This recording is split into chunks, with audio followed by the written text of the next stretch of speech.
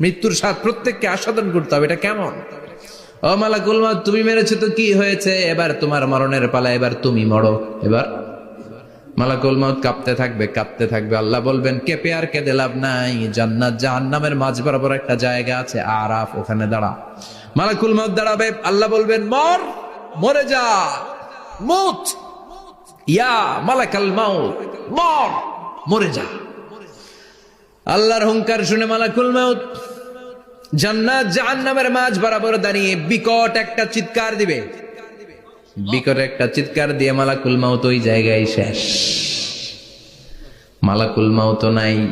বিশ্বনবী বলেন মালাকুল মউতের ওই দিনের চিৎকারটা এত ভয়ঙ্কর হবে, ডেঞ্জারাস হবে। ওই চিৎকারের আওয়াজ যদি দুনিয়ার মানুষেরা কান দিয়ে শুনতে পেত, আলাদা করে ইসরাফিলের সিংহায় ফুৎকার দেওয়ার কোনো দরকার লাগতো না। ওই আওয়াজটা শুনে দুনিয়ার মানুষেরা সব কানের পর্দা ফেটে